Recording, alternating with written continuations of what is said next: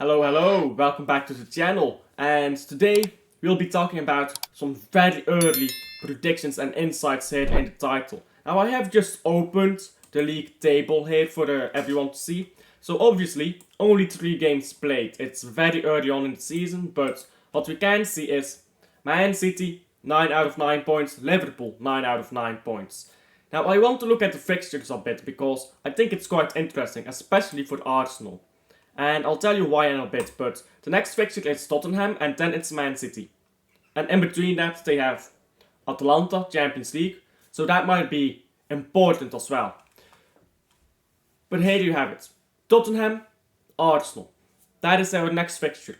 Now, Declan Rice has a red card, so he's not allowed to play in this game. Calafiori is also injured. Mikel Moreno is injured, so Arsenal are not really going into this game with a full strength squad. I'm wondering what they'll be playing. Probably something with Partey as the 6 and then having Jorginho as the 8, which I don't think is the greatest formation to have, especially going into a derby here. But Arsenal has to win, because here's why. Let's say Arsenal gets a draw. We'll give them a draw, right? So they get to 8 points. Man City and Liverpool both win. 12 points. Now even if Arsenal beats Man City at the Etihad, they are still 1 point behind Man City. So Arsenal is really looking for a win here. They can't afford to not win these games early on. They get the big games early, which you might say that's an advantage because later on in the season you'll see it's easier. You have your big games early, it means you have your easy fixtures later on. But it also means that you can have an early blow in the Premier League, and teams like Man City, Liverpool, who have insane mental fortitude, might exploit that. So for Arsenal, I think the position is not quite great here at the moment. Calafiori going out, of course, in the Italy game. Mikel Moreno, still, he got injured on the day he arrived. That was a weird story. Not quite sure what happened there with Moreno. But Arsenal are looking very scrappy here at the start of the season. So then we can compare with Liverpool and Man City. So let's look at Liverpool's fixtures, because Liverpool actually has the least interesting fixtures coming up in my opinion. And so after the international break it's Nottingham Forest, then AC Milan in Champions League, that is a big game of course. But the game afterwards is Bournemouth. So is that really that big of a deal? I don't quite think it is. So Man City have maybe the biggest problem here. And let's go over to Man City. But yeah, they should win both of these games. So I expect Liverpool to be after 5 games on 15 points. Man City have the biggest problem here because not only are they playing internationally in the Champions League, 4 days later they play against Arsenal, 2 days later they play against Watford. And that is actually shambolic. Because if you did not pay attention earlier, Arsenal have obviously a game on the same day as Man City, and their Carabao Cup fixture is 3 days after the game. I'll even show you again. 3 days. For Manchester City it's only 2 days. See? 3 days against Bolton, which is an even easier team than Watford, I reckon. That is quite shambolic by the FA. Surely, there is something wrong. How disgraceful is that? If you're gonna give one team who is in the Champions League a 3-day grace period, you should afford that to the other teams as well. It's absolutely unacceptable. If Man City gets 3, or Arsenal gets 3 days, Man City should get 3, not 2. If Arsenal gets 2 days, then so should Man City. And vice versa. You can't have this kind of disproportionatism. This will likely force Man City to drop out of the Carabao Cup very early. This is shambolic, absolutely shambolic. And if I am Man City, I would actually sue the FA over this. But I know Man City is a club with no fucking balls, because otherwise they would have thrown a lot of lawsuits way earlier, won't they? So there's probably no lawsuits coming to the FA for that. But I would say it's an unfair sporting advantage to Arsenal to have 3 days rest rather than 2 days. Anyhow, that is not really on topic of the title race anymore, but it may affect it in the way that if Pep Guardiola does not want to drop out of the Carabao Cup, he might try to force something in the Arsenal game, try to substitute players off. I don't think he should. I think for Man City, the best course of action is you bin off the competition. Just bin it off. For Arsenal, the best course of action is try to go at Man City, try to get those points off of them. Don't stay in your shell. A draw is not good enough for Arsenal, especially if they lose against Spurs. Early on in the season, you want to rack up those points because we all know what Man City can do in the second half of the season. So with all of that said, what are my expectations here? Of course, Man City, when they return, who are they playing against? I believe it's Brentford, right? Yes, Brentford. When Man City returns, they play against Brentford. Brentford has been a bit of a dark horse against Man City in recent years. Then again, are they really? We said this about Crystal Palace at some point. We said this about many players at different points. But to be fair, it's much like Magnus Carlsen. And yes, when somebody is just unrivaled, you want to make rivalries that don't exist, so that it seems that this unrivaled entity is beatable. But I mean, Man City is beatable, that's not what I'm saying, but so is Magnus Carlsen. But the point is, Man City is very far ahead of Brentford. And okay, Brentford has had some results. So what? You really think, now early on in the season, City turning on the gears, Brentford is going to get a result? There's a lot of people who cling too much to past records, and here is the thing, yeah. Like when Man City didn't score at White Hart Lane, the new White Hart Lane, for, what was it? Since the stadium was built, I think 4 years. People were like, oh yeah, you never scored there. Okay, cool record. But the most interesting thing about records like that is that they are broken. So for Arsenal, for example, oh, they haven't won the league in 20 years. You know what's very interesting about that record? One day it will be broken, one day it will stop. One day, Arsenal will win the league again. So you can't use the past to reference the future and use that as a prediction for future results. That's just not how football works. Man City will roll over Brentford, and Liverpool will roll over both of their opponents. So the most interesting fixtures to look at in this early title race, if we can even call it that yet, is Man City, Arsenal, and Arsenal, Tottenham. With Declan Rice out, and I believe William Saliba also had something, but not quite sure about that. I read something about William Saliba, but I'm not sure what that was about.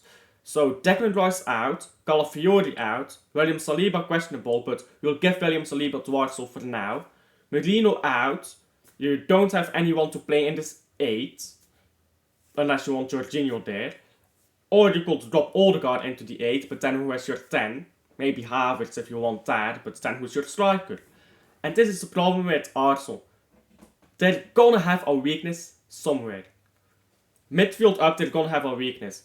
Who is your left back? Is it gonna be Kiwior? Is it gonna be Jurgen Timber? Because Timber is not a left back.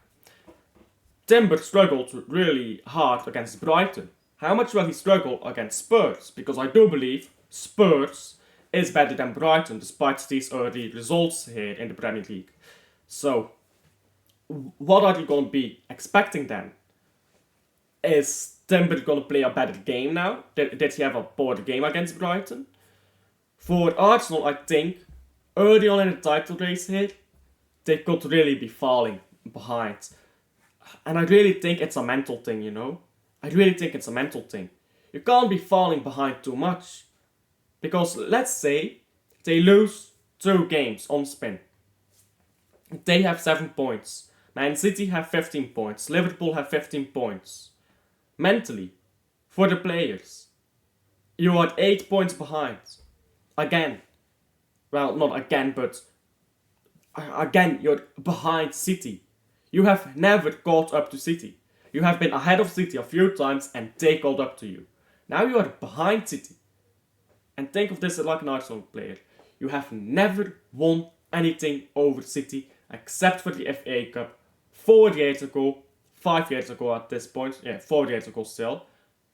If you were even part of that squad, which most of these players were not. What do you really have here? Mentally, how do you motivate yourself? How do you say, I can beat this team, we can beat this team, we can go out there, we can get 10 wins on a dot, and Man City, well, they will get 10 wins on a dot, so we will get 12 wins on a dot.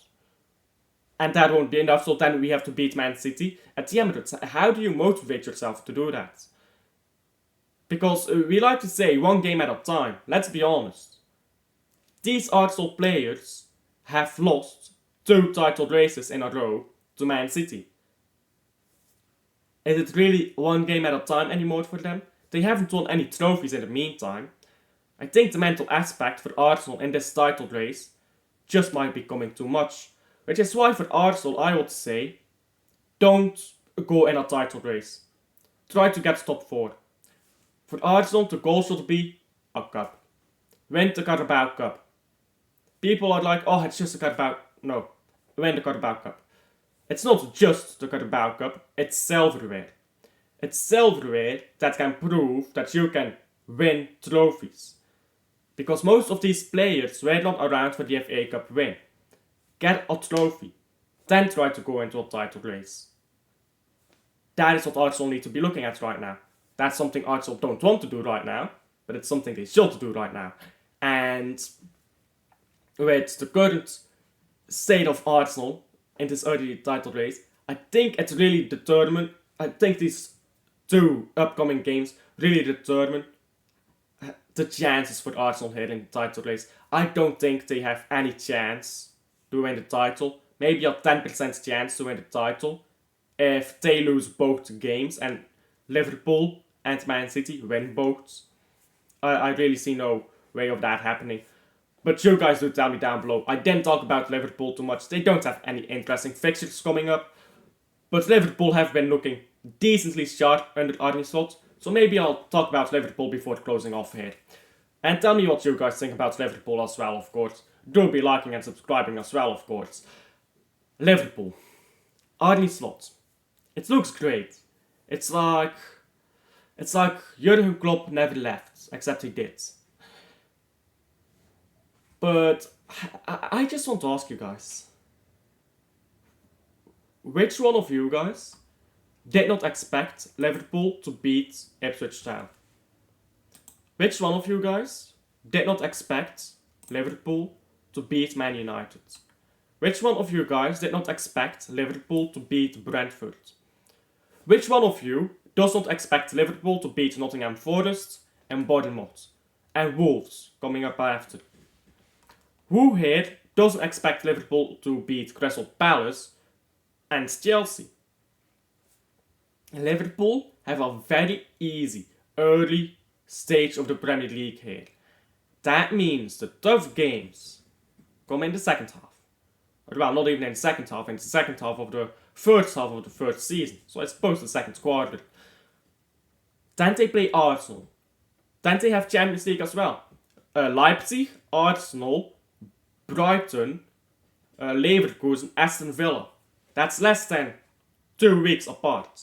No, that's slightly more than 2 weeks apart actually. It's just about 3 weeks apart. That is a very difficult fixture list that you have in such a short period of time. Then after that, okay, to get Southampton, then Real Madrid, Man City. 3 days apart, those 2 fixtures. When you look at that and you think, okay, Arne Slot, now he's performing, he's not been under pressure yet.